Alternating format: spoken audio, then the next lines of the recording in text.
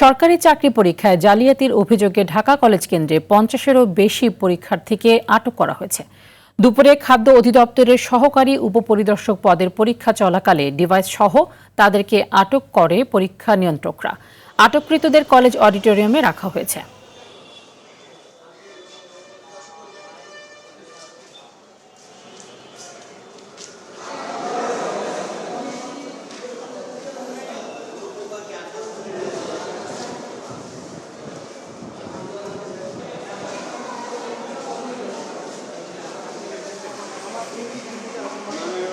একেবারে ছোট্ট ব্লুটুথ টাইপের, ম্যাক্সিমাম ব্লুটুথ টাইপের আর ব্যাটারি টাইপের বেশি পাওয়া গেছে। গেটে যেগুলো ধরা পড়ছে সেগুলো ডিটেক্টরে, মেটাল ডিটেক্টরে ধরা পড়ছে, এবং যেগুলো মোবাইল ছিল, বড় বড় ডিভাইসগুলো আমরা হাতে চেক করে পাইছি, আর মেটাল ডিটেক্টরে চেক করে পাওয়া গেছে। আর কেন্দ্রগুলো টিচাররা এবং আমরা নিজেরা ধরতে পেরেছি। এদের অ্যাটিটিউড, এদের বিহেভিয়ার দেখেই মূলত আইডেন্টিফাই করতে আমরা সক্ষম হয়েছি। এ বিষয়ে বিস্তারিত জানাতে ঢাকা কলেজ থেকে সরাসরি যুক্ত হচ্ছেন সহকর্মী অভি ইসলাম। অভি, ঠিক কি ধরনের জালিয়াতি করতে গিয়ে ধরা পড়েছেন অভিযুক্তরা, এই সংখ্যাটা কত জানতে পেরেছেন কিনা, এবং এদের বিরুদ্ধে আসলে কি ধরনের ব্যবস্থা নেওয়া হবে, কর্তৃপক্ষ কিছু বলেছে কিনা?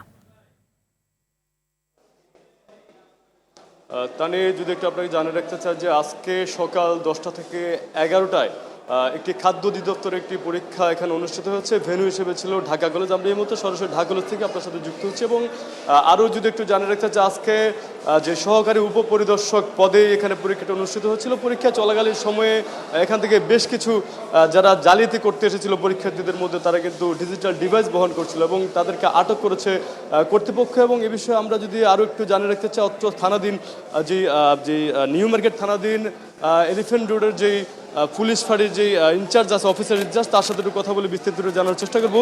তার আগে যদি আরও একটু জানিয়ে রাখতে চাই যে কিছুক্ষণ আগে আমরা দেখেছি যে সকাল থেকে এই আটক হওয়া যারা জালিয়াতি করেছেন পরীক্ষার্থী, তাদেরকে কিন্তু কলেজের এই অডিটোরিয়ামে রাখা হয়েছিল। ঢাকা কলেজ অডিটোরিয়াম থেকে তাদেরকে কিছুক্ষণ আগে কিন্তু এখান থেকে আইনশৃঙ্খলা বাহিনী নিয়ে গিয়েছিল। একটু বিস্তারিত জানতে চাইবো অফিসার ইনচার্জের সাথে। এলিফ্যান্ট রোড থানার একটু বলবেন আসলে কি হচ্ছে, কতজনকে আটক করেছে এবং কোথায় নিয়ে যাচ্ছে এবং পরবর্তী বিচার কার্য কি হবে তাদের?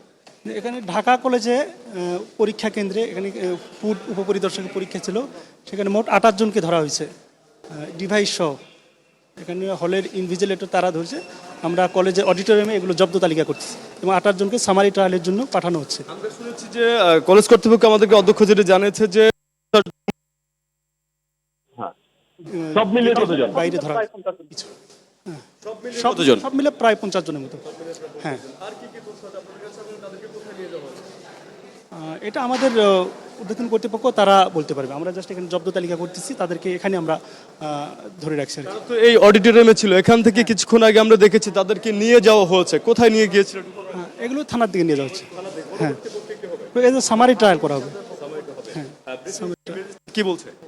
আপনি ওনার সাথে কথা বলেন, উনি বলছে এগুলো যেগুলোকে পরীক্ষা কেন্দ্রে ধরা হয়েছে তাদের সাজা হবে তাদের সামারি ট্রায়ালের মাধ্যমে, জুডিশিয়াল ম্যাজিস্ট্রেট এগুলো ইয়ে করবে। আর যেগুলো গেটের বাইরে থেকে ধরা হয়েছে তাদেরকে উনি 2 দিন 3 দিন এভাবে সাজা দিচ্ছেন। ধন্যবাদ আপনাকে। তানি, যদি আমি আরো একটু জানা রাখতে চাই, আসলে ঘটনাটি যেটি ঘটেছে পরীক্ষা চলাকালীন সময়ে ডিজিটাল ডিভাইস যারা বহন করছিল, তারা যারা পরীক্ষার কেন্দ্রে ঢুকছিলেন, তাদেরকে করা অবস্থায় যারা ডিভাইস ব্যবহার করে জালিয়াতি করছিলেন, সে অবস্থায় কিছু পরীক্ষার্থীকে আটক করেছেন এবং হলের আশেপাশে যারা অবস্থান করছিলেন সেখান থেকে বেশ কিছু পরীক্ষার্থীদেরকে আটক করেছে। অভি, ধন্যবাদ আপনাকে।